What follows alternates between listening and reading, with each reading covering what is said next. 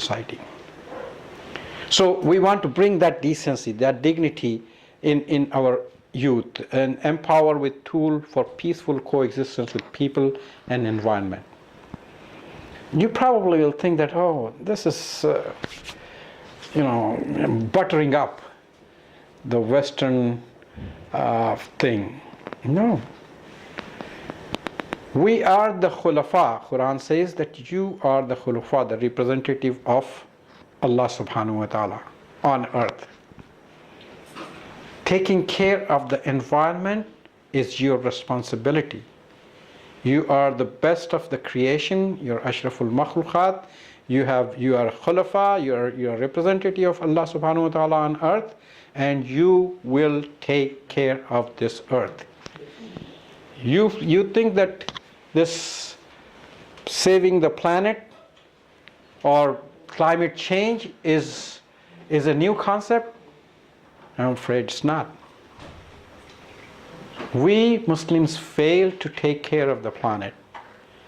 The industrialized world is destroying the planet. Thank you very much. So whose responsibility is that one? We are given the responsibility. And I'm not making it up. Go look into the Quran. It says you are the khulafa. You are the representative of Allah subhanahu wa ta'ala on this earth. You will take care of the environment, the earth, and the people, the hungry, the sick, the illiterate. That is your responsibility. That's my responsibility. If we want to be the real khulafa of Allah subhanahu wa ta'ala. So that kind of youth we want to create. So, okay, we want to create, what are the salient features of our program? It has a structured curriculum for Islamic studies, Arabic studies, and Quranic studies. Nobody can come and teach anything and just go away.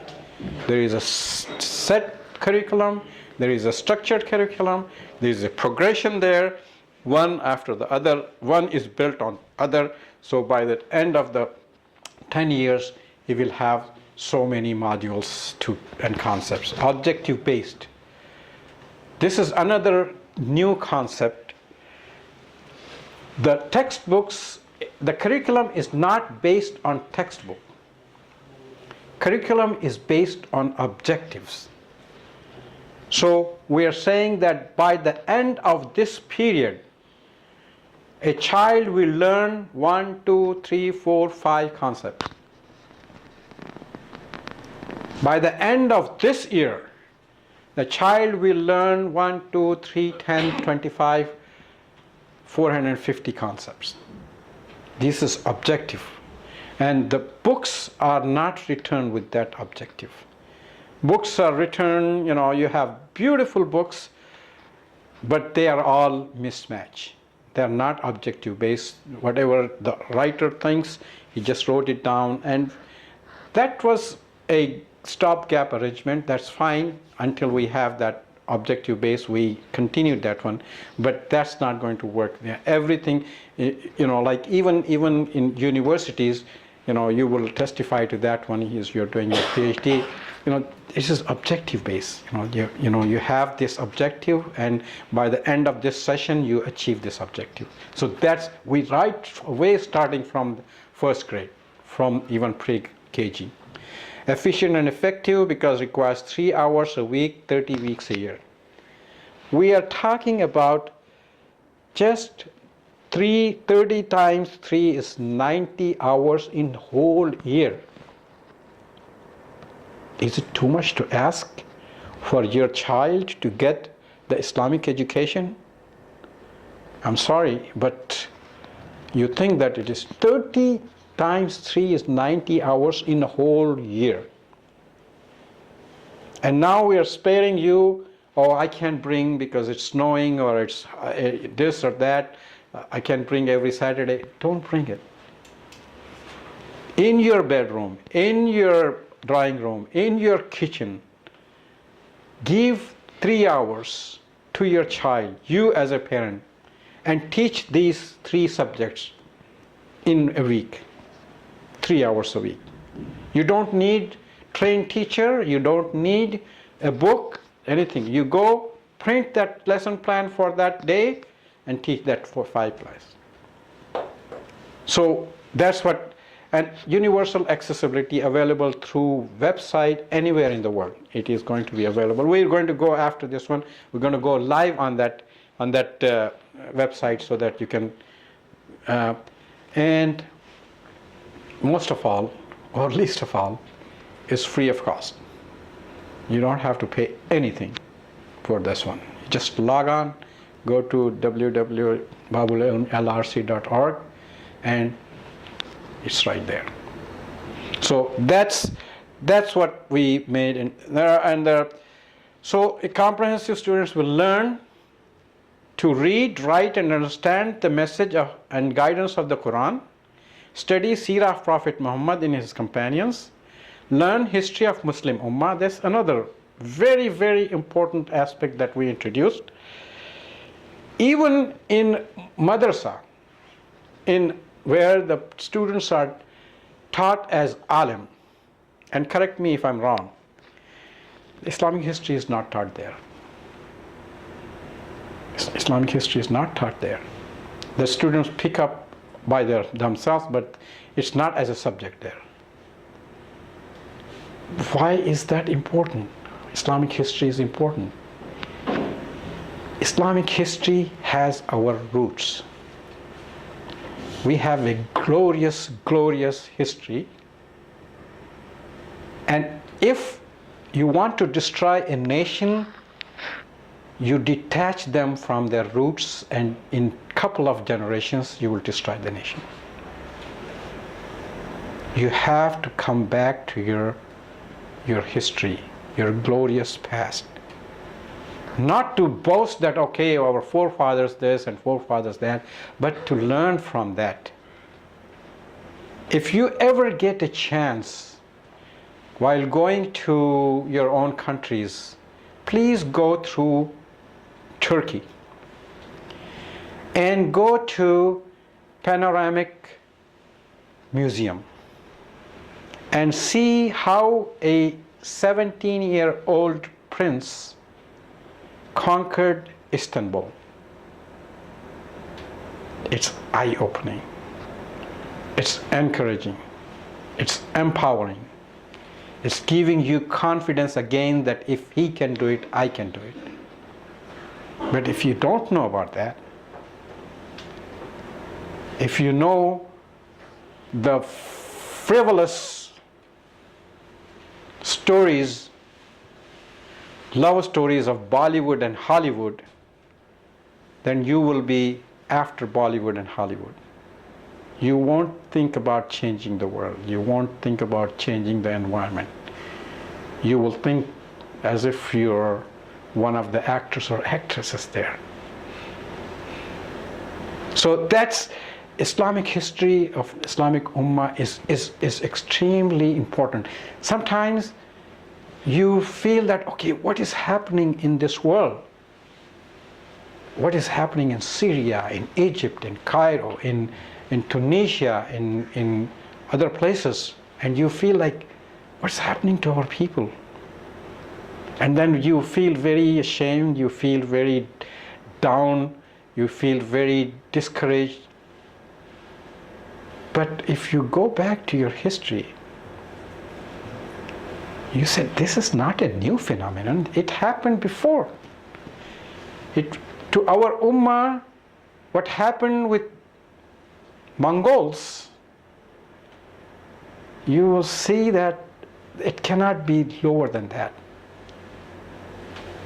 And if that happened in our history, that we were at the dawn of the dawn, that the whole Muslim world and Islam was wiped out, and if we were so resilient to come out of that ashes, then we get this feeling and this energy that this is just a temporary phenomenon. Whatever is happening in Syria and Afghanistan and here and there, we can come out of that.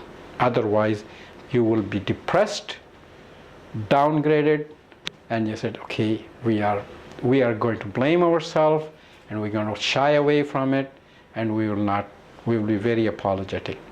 And Muslim is never apologetic. He's saying what he is. He is the Khalifa. He is the Khalifa of Allah subhanahu wa ta'ala on his earth. Then you have that empowerment. So that's why Muslim Ummah's its history is so big. How can you concise it within this period in these three concepts? And again I said, but see, you don't have to know the nitty-gritty of what happened and this person overpowered him and his brother overpowered him and that's how he grabbed the power and all those kind of things. That is nonsense. You are not interested in that one. You are interested in, okay, when he came to power, what did he contribute? How did he change the world? How did he change the society? What did he do? What kind of contribution he did? That's what I'm looking for in the history. For example, when Prophet ﷺ came to Medina, there are so much details, volumes and volumes of volumes. But what I'm interested in is how he made treaties with Jews, treaties with non-Muslims, how he conducted himself, how he organized the community, how he organized the education system, the social system, the political system, the judicial system. That's what I'm interested in. I'm not interested in the minor details of what happened and this and that and other. I'm not interested in what Mughals did and how they lost it and how they did in India and what they did. I said, what was their system? Why were they successful and why the downfall came? And those are the lessons I have to bring. I want to get the meat out of it, not everything else. So that is the thing, So again, akhlaq, aqaid and ibadat, of course, adab and akhlaq, mu'amalat, living peaceful existence with family, friends, neighbors, people of other faiths. We don't know even how to conduct 5 minutes, right? 5 minutes, brother? Yeah. We don't even know how to really conduct ourselves with our spouses, for example. And why? Because if I have a son, I have a daughter, I want him to get the good education, which is good. I want them to be a good professional, which is good. A doctor, engineer, or what have you, a lawyer, which is good. But he is or she is spending 24/7 in preparing in that profession. Okay. And he is best of the best because he spent so much time and energy and resources to prepare himself as a doctor, as an engineer, as a lawyer, as a professional. That's good. But he failed when it comes how to deal with his spouse, or she fails to how to deal with spouse or children. Why? Because she is not trained, or he is not trained how to conduct as a husband or as a wife, because all his time was taken away by the profession. I'm not against it, but he is not trained. He did not or she did not spend the time how to conduct as a wife, as a husband. So they may be the best successful professionals, but they fail in their family life and their family breaks and their children suffer and there are broken homes and there are broken families. So we have to give them the tools as to how to be a good husband, how to be a good wife, how to be a good son, how to be a good father, and so on and so forth. So that is lacking. So we want to bring that one to them. And of course, become a productive citizen. We have this debate that, okay, this is Darul Kufr, this is Darul Harb, this is Darul Salam. what is this? 1/3 of your ummah is living in a non-Muslim country. No, you have to think out of this box. You have to find ways so we have to equip the child with that one. Adaptability can be adapted, tailored according to the school size, classroom. This program can be adapted to anything, any situation. So that's what we're talking about. Based on 25 years of teaching and administrative experiences, the team that we have, about 10 people, mostly 5 of them are very active. They have a lot of experience as a teacher, as an administrator, as parents, as professionals. So they are not ulama.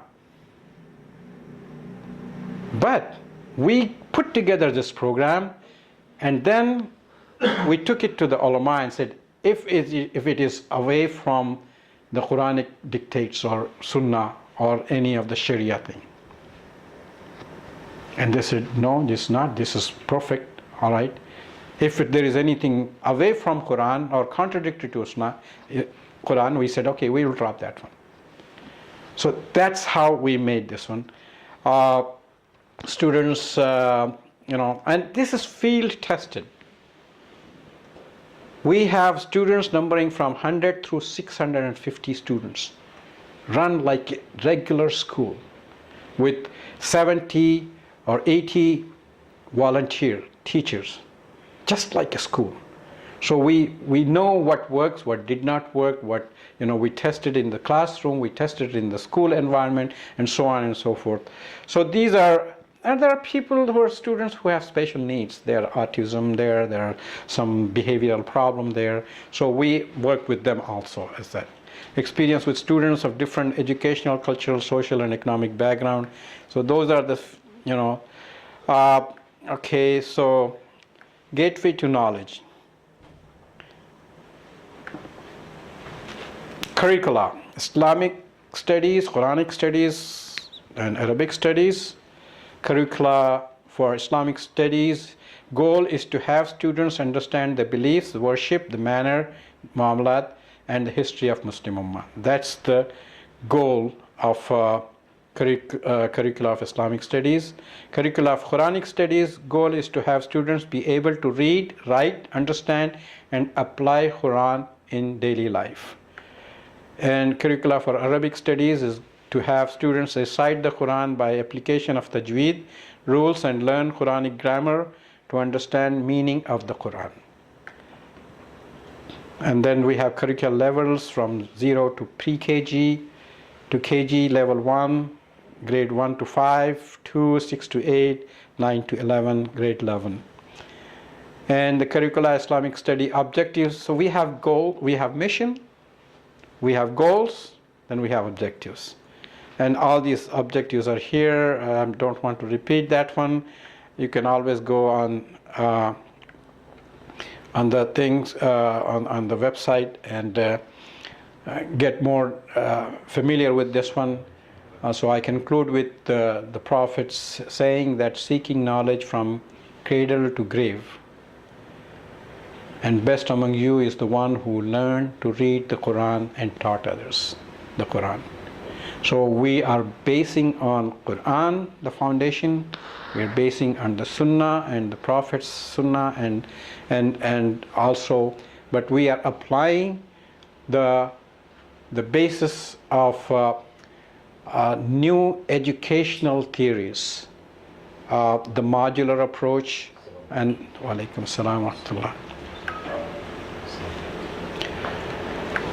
And that's. Thank you very much. I'll take the questions, but I want to quickly go on to the website live, because it's available everywhere. So let's thank you, Sheikh, helping.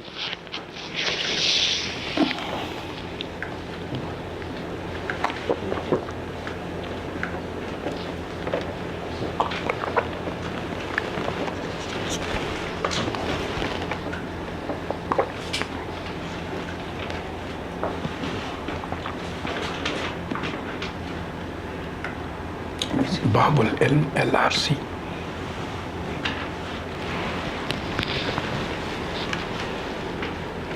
.org.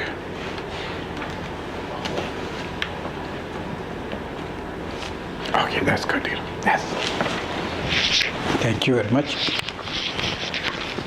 So when you go to www.babul-ilm-LRC, and we have a card. I gave it to Faik, I believe. That yeah.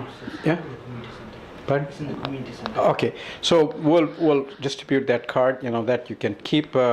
And so this is a gateway to Islamic knowledge. So it has Babul Ilm. The mission is there. That everything we talked about. What I want you go to. This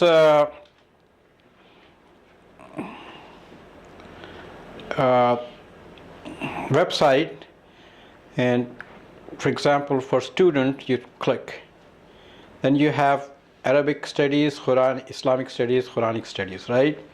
And then, for example, if you want to go to grade 1, your child is 5 years old, 6 years old, you want to teach him or her Arabic studies. So you go to grade 1.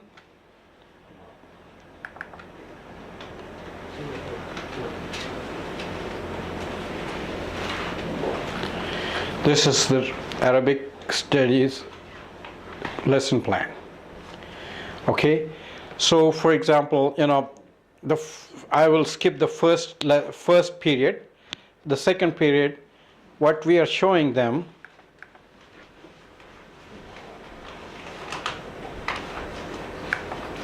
Let me. The first period, what we want to do is introduction and orientation. Introduce the students, introduce the teachers. I was talking this morning sometime that how important it is to know the names of the teachers and the students and things like that. It's because it becomes very personal, and that teacher is going to be with them for the rest of the year, so it's familiar with that. And discuss the syllabus, okay, the course objectives, and discipline in the class is very important. Discuss that one. And the theme of the year is respect for parents. The first year, the whole theme for the whole year, respect for parents. And every year it's changing. Next year it will be respect for teachers, respect for elders, then respect for other people, and there is a progression there. So what does that mean? So during that whole period, or for the whole year, we will emphasize that how important it is for respecting the parents. Here and there, wherever they get a chance. So that is the thread that's going. But for example, we come to the second week. Second week, what we are, for the 5-year-old kid, we are just teaching them this acquiring knowledge, this dua. Okay, my Lord, increase me in knowledge. Rabbi zidni ilma. Individual and group practices of this dua. Then individual and group practices of ta'awuz. A'uz billahi minash shaitani rajim. Tasmiyah, bismillahir rahmanir rahim. These 3 things in 45 minutes. They learn, they practice, they chat, they rhyme, they go group practice, and all those kind of things. Just 3 things they have learned. Okay? But then the next week,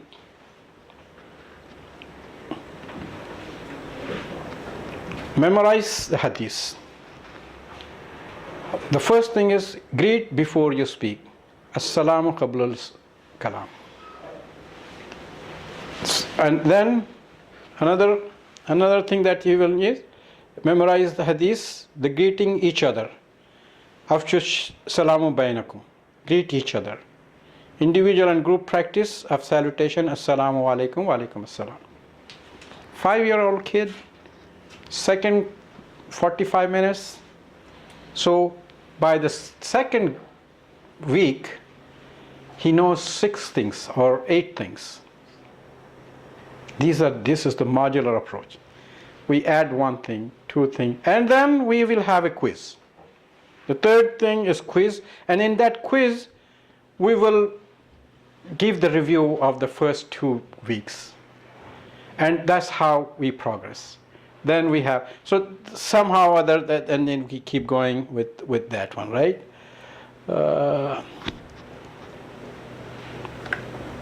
Oh, I'm sorry.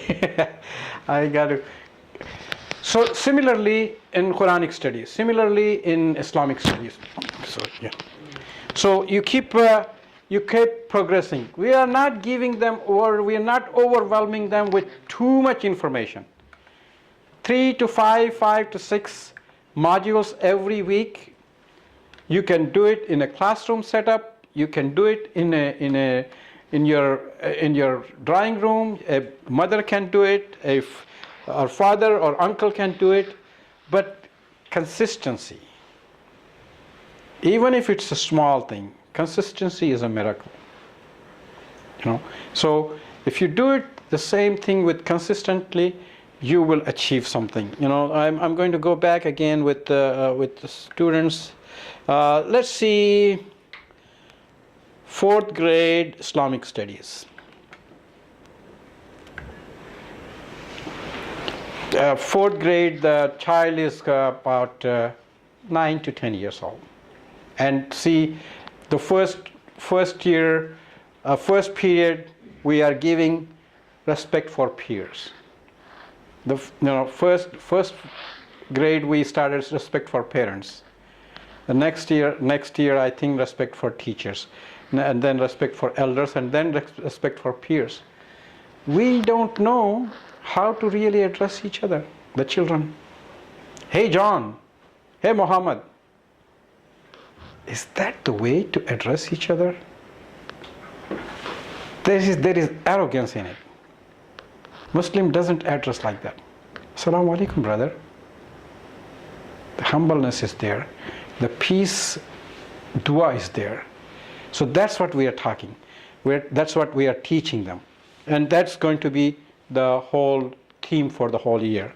So in that one, the review of the material covered in the grade 2nd. Okay, so because they are coming the next year. Okay, so we want to just test the children, how much they understand from the 2nd year, or from the 2nd grade or the 3rd grade. So the first 2 weeks we do the same thing, and then we have this Muslim identity, kalma chahada, attributes, Allah's attributes, and so on and so forth. And then from 5th grade, 5th period, kalma at-tawheed. Okay, so we have them repeat La ilaha illallah wahdahu la sharika lahu, this tawheed, and then we break it down in 4 modules. There is no God but Allah. He is one, has no partner. He is the ruler, universe. He gives life, and He has the power to do anything. So we are giving only this much information for that period, 45 minutes. Then we will build upon that one. The next one, classification of Salah. Fard Salat. Okay, what is Fard Salat? It's compulsory prayer. Fard Kifaya, or collective prayer, and for this Ain. So giving them piece by piece, modules, 4, 5, at the most 6 modules in every 45 minutes. And then they build upon. But at the end of 10 years, at the end of the whole thing, they will not only know how to read with tajweed Quran, how to write Quran, the vocabulary, how to understand it Quran, and by the 10th year, from 6 to 10, like I said, 125 lessons, they will get the message of the Quran.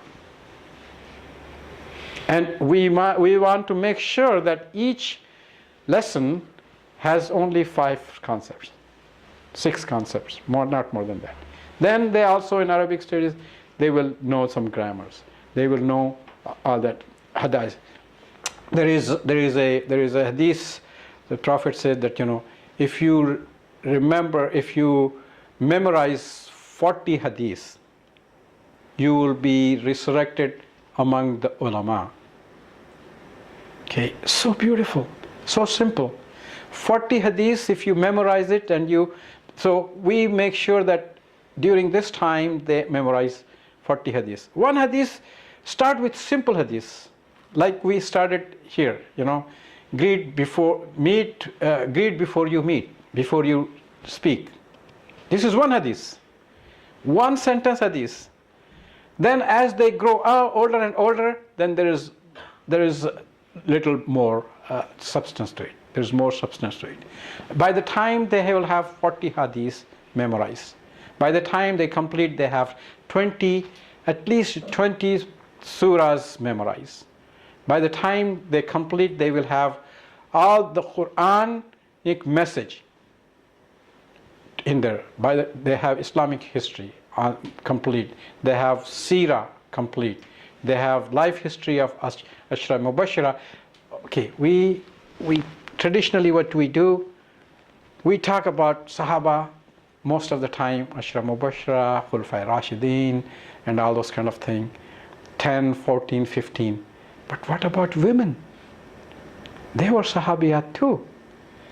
Where my daughter or my sister is going to get the example from Sahabiyat, I don't know. Just maybe Fatima, I know for Fatima. Maybe Khadija, maybe Aisha. But by the end of this course complete, we have life history of maybe 20, 25 Sahabiyat, so that my sister and daughter, they can emulate them and follow them. So these are some of the things that we're building up. And now the question is, okay, we can start, and this is in progression. Now my child is sixth grade.